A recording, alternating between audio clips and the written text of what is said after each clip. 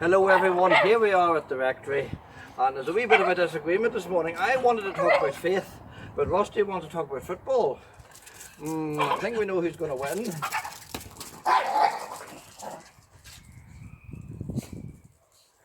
Right, he's off to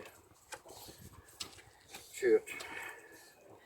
Well, neither of my churches have a spire, which I think is a terrible shame. Both have towers, so here we are. Here is Dervick's latest and newest spire, and guess what? It lights up as well. Isn't that good? Isn't that great? Now of course you're all saying it's not a spire, it's a tree, and yes, you're right, it is. It is a metal Christmas tree as opposed to a little tree like this, but of course there's a great story to do with why we do put evergreen trees in our houses over Christmas, and it goes all the way back to an Englishman, Boniface, and he was from Devon and went out to evangelize the Germanic tribes in Europe. And lo and behold, as around the 6th, 7th century, Boniface found that the pagan Germans were worshipping trees. They worshipped trees, and especially a large oak tree. So Boniface decided that the only way to show them the light, indeed the light, was to chop down the oak tree and instead say to them, look, at the bottom of your oak tree here is a little fir tree. Make that a symbol of your God, because it grows straight up to heaven. It is evergreen, never loses its leaves. God's love for us is green all seasons of the year, and so therefore the evergreen tree began to be a symbol of God. So that's where the first Christmas tree came from. Now, I see there's not much ball being played here, I see. Right, indeed, I was expecting a sort of a match to be going on here. You're not bringing me ball. Bring me ball. That'll keep them happy. Now, some Christmas quotations that I thought were good. This is from Fulton Sheen. The Son of God was invited to enter his own world through a back door. He was born in a cave, and all who would see him must stoop. Those who bend their ego and enter find they are not in a cave at all, but in a new and wondrous universe. And Bramwell Booth. Many mysteries meet by the side of Christ's manger.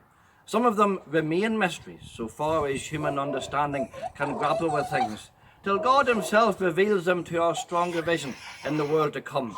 But blessed be God, some things that we cannot compass with our mental powers are very grateful to our hearts. You see the disruptions and the interference. Right, off you go. G.K. Chesterton. To the end of the way of the wandering star, of the things that cannot be and are, to the place where God was homeless and all men are at home. George MacDonald. They all were looking for a king, to slay their foes and raise them high. Thou camest a little baby thing that made a woman cry.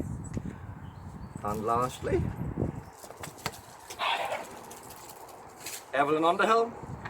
The Magi were taught by the heavens to follow a star, and it brought them not to some paralyzing disclosure of the transcendent, but to a little boy on his mother's knee.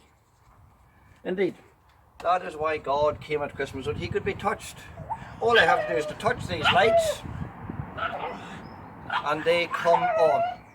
God, as a human being, reached out to be touched. Now, here is, you see, between the dog and myself, here is the classic conundrum of Christmas. Boy, I am over here. He wants to be entertained. He wants to party. He wants to make a bit of noise. I want to look at the light.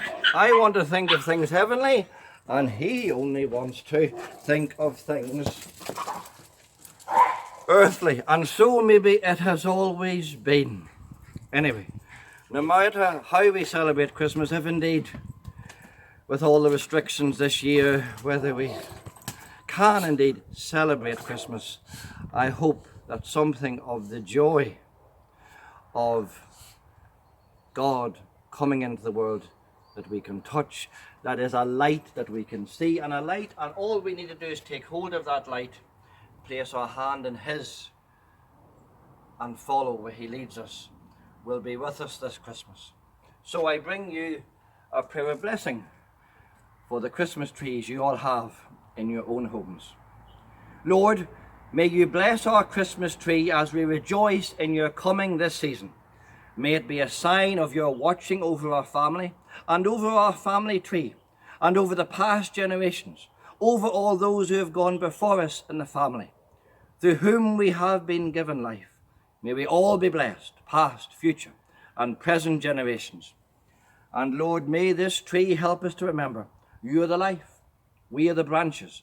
Our true life is in you, and bring us all at last into that kingdom above as part of your family, the family of all who believe in you.